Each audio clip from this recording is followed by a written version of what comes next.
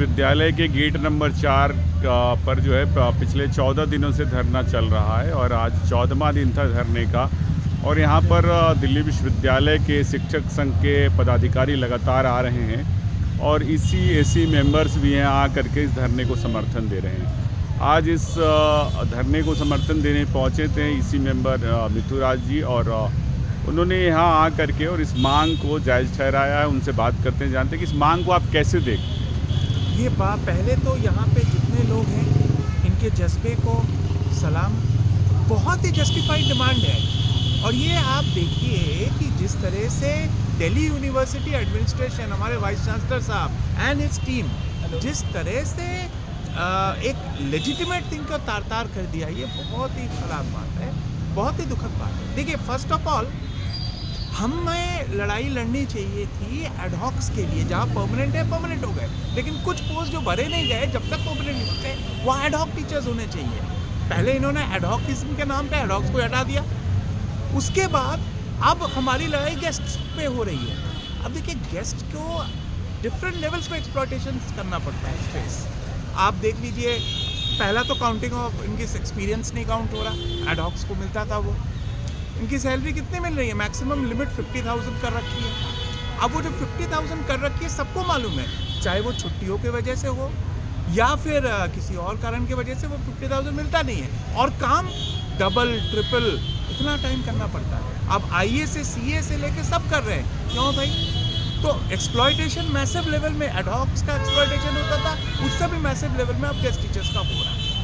तो ऐसे मामले में इतने एक्सप्लॉयटेशन के बावजूद जो है, जब इंटरव्यू होगा तो कॉल ही नहीं होगा। मैं वही बोल रहा हूँ, इसके बावजूद क्या हो रहा है, जब कॉल हो रहा है इंटरव्यू का तो उसमें आपने आर्टिफिशियली एक सेट कर दिया कि पहले पोस्ट के लिए 40 लोगों को बुलाएंगे और सब्सिक्वेंट पोस्ट के लिए 20-20। भाई कहाँ UGC ने लिखा है ये? UGC 2018 रेगुलेशंस जब आई थी, भाई सरकार ने बनाया था पूरे कंट्री को सोच करना। आप दिल्ली यूनिवर्सिटी में बैठ के अचानक से एक आर्टिफिशियल क्राइटेरिया बना देते हैं। दूसरा 55 API आप बना देते हैं 50। भाई जब इतने सारे अपॉइंटमेंट्स एक सेट ऑफ पैटर्न से हुए हैं, 5,000 अपॉइंटमेंट या जितने भी स्टैटिस्टिकली आप काउंट कर लीजिए, अचानक से क्या ज़रूरत पड़ गई कि आपने यही सारा चेंज कर दिया? तो ये जो एक तुगलकी फरमान है, और मैं बताऊँ दिल्ली यूनिवर्सिटी हर लेवल पे ये वायलेशंस कर रहा है, अलग अलग लेवल पे, चाहे वो फिजिकल एजुकेशन हो या लाइब्रेरियन हो। खैर अब मैं वहाँ नहीं जाऊँगा क्योंकि आज का मुद्दा गेस्ट टीचर्स का है। तो ये डिमांड इन सब की बहुत ही जस्टिफाइड है और मेरा पूरा समर्थन है। ऐसा कहा जा रहा है चूँकि एक ओरिएंटेशन होता है हर जो व्यक्ति होता है उसका, तो लेफ्ट के बारे में कहा जा रहा है कि जानबूझ करके सबको साक्षात्कार में बुलाए जाने का विरोध हो रहा है लेफ्ट की तरफ से। ऐसा कुछ नहीं, नो, नॉट एट ऑल।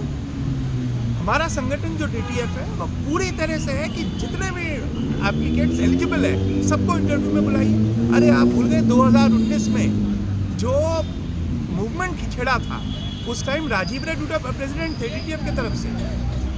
क्या आया था? एक तुगलकी फरमान उस जमाने के वाइस चांसलर योगेश सिंह ने निकाला था कि भाई सारे एडहॉक्स को गेस्ट कन्वर्ट करना है। और आप देखिए, हम सब थे उस मूवमेंट में 2019, मीडिया चैनल बोलिए, हर जगह ये हुआ, दरवाज़ा टूट गया। अब मुझे लग रहा है हमें उसी तरफ जाना पड़ेगा अगर ये वाइस चांसलर उसकी टीम ये ना मान रही है। तो ये बिल्कुल एक सरासर गलत है कि लेफ्ट इसके against. Left is totally, DTF is totally committed that जो भी एलिजिबल है सबको बुलाओ, 40 और 20 की बैरिकेडिंग हटाओ, और ये 55 का क्या था घोषणा कर, इसको भी हटाओ। ये बात नहीं, तो UGC का जो न्यूनतम क्राइटेरिया उसको तो फॉलो करना ही पड़ेगा ना। UGC लेवल में, वो UGC लेवल में फाइट होगी, लेकिन 40-20 का भी आप क्या कर रहे हैं फाइट?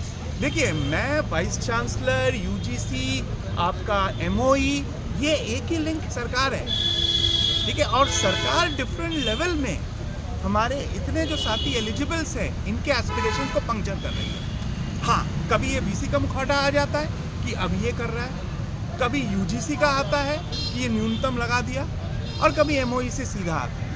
भाई हम तो ये पूछेंगे ना, इतने पोस्ट हो जाने की बात है, EWS रिजर्वेशन के बेसिस पे जो पोस्ट मिलने चाहिए थे DU को, वो कहाँ है? दिन ब दिन जो फ़ी बढ़ते जा रहे हैं एप्लीकेंट्स के, उससे भी बहुत समस्या हो रही थी। इसको लेकर के क्या कहेंगे? आप लोग इसी में उठाते क्यों नहीं है कि फी? बिल्कुल उठाते हैं हम। ईसी में जब फाइनेंशियल मैटर का वो आता है, ये एसी में भी जब आ रहा था अभी, हमने पुरजोर तरीके से अपना डाइसेंट भी दिया था कि ये क्या बात है कि हर साल आप फीस ही बढ़ाए जा रहे हो। अच्छा, आवेदन सबसे ले लिया फीस और बुलाया नहीं, तो वो पैसा कहाँ जा रहा है? ये सारी चीज़ में प्रॉपर ऑडिट होनी चाहिए ना, तो डेफिनेटली इतनी फीस बढ़ने की बात है नहीं। लेकिन आप देखो प्रॉब्लम कहाँ आ रही है भाई। पहले यूजीसी आपको ग्रांट देती थी, इसलिए था यूनिवर्सिटी ग्रांट्स कमीशन।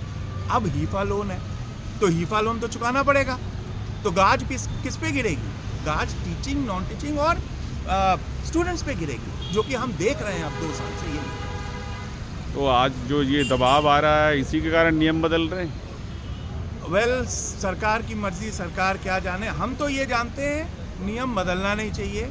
एक सेट ऑफ अपॉइंटमेंट जब एक पर्टिकुलर नियम से हुआ है, तो दूसरा सेट ऑफ अपॉइंटमेंट भी उसी नियम से होना चाहिए, बिकॉज सारा यूजीसी रेगुलेशन 2018 के अंदर हो रहा है।